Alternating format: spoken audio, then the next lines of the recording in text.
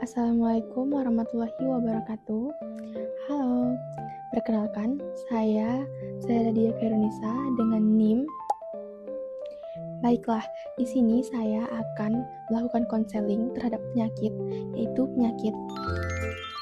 Di sini saya akan menjelaskan leaflet tentang digoksin dan akar manis, kenali interaksi, dan cegah keracunan pada digoksin. Ada 3 hal penting yang harus kita ketahui, yaitu yang pertama, gunakan digoksin sesuai anjuran dari dokter, dan yang kedua, kenali tanda keracunan digoksin, lalu yang ketiga adalah minuman herbal juga bisa berinteraksi dengan obat. Apa itu digoksin? Digoksin adalah obat untuk membantu mengatasi gagal jantung, fibrilasi atrium, atau gangguan irama jantung. Bagaimana cara kerja digoksin? Yang pertama, yaitu meningkatkan kekuatan kontraksi otot pada jantung. Lalu yang kedua, membantu jantung memompa darah lebih efektif. Dan yang ketiga, membantu mengontrol denyut jantung. Lalu, ada hal yang perlu diperhatikan, yaitu yang pertama, minum sesuai dosis yang ditentukan.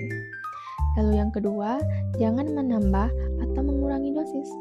Yang ketiga, informasikan kepada dokter atau apoteker bila menggunakan jamu atau obat herbal lainnya. Digoksin memiliki indeks terapi sempit. Sedikit perubahan pada kadar obat dapat menyebabkan efek toksik. Lalu, mengapa akar manis berbahaya dikonsumsi bersama digoksin? Ini penjelasannya. Kadar kalium yang rendah membuat jantung lebih sensitif terhadap digoksin, sehingga resiko keracunan digoksin atau gangguan irama jantung itu meningkat. Poin penting dalam hal ini, yang pertama, jangan konsumsi akar manis secara rutin selama terapi digoksin tanpa berkonsultasi pada dokter. Lalu yang kedua, obat herbal tidak selamanya aman untuk dikonsumsi bersamaan dengan obat resep. Kenali gejala keracunan digoksin, segera waspadai apabila muncul.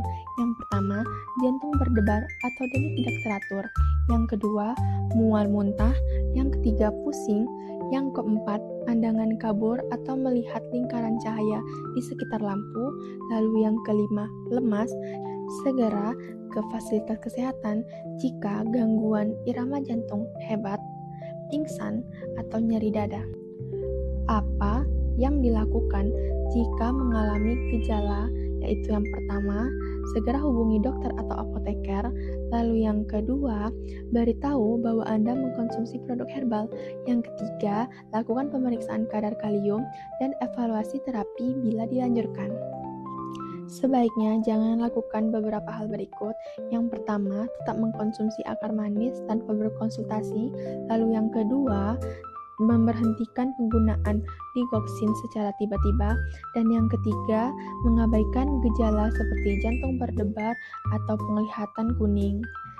Tips aman menggunakan digoksin. Yang pertama, minum obat pada waktu yang sama setiap hari. Yang kedua, jangan mengkonsumsi herbal sebelum berkonsultasi pada dokter atau apoteker. Periksa kadar elektrolit, terutama kalium, sesuai anjuran dokter. Informasikan semua obat, vitamin, maupun suplemen.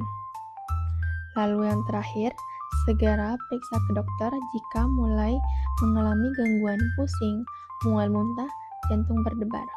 Terdapat pesan di sini, yaitu herbal dapat memberikan manfaat dan juga dapat berinteraksi dengan obat. Konsultasikan setiap penggunaan obat herbal agar terapi digoksin dapat berjalan dengan aman dan efektif. Baiklah, itu tadi adalah sedikit penjelasan dari saya tentang digoksin dan akar manis, cegah keracunan, dan kenali interaksi pada digoksin dan akar manis. Mungkin belum sempurna, saya mohon maaf jika ada kesalahan kata atau penjelasan. Saya akhiri. Assalamualaikum warahmatullahi wabarakatuh.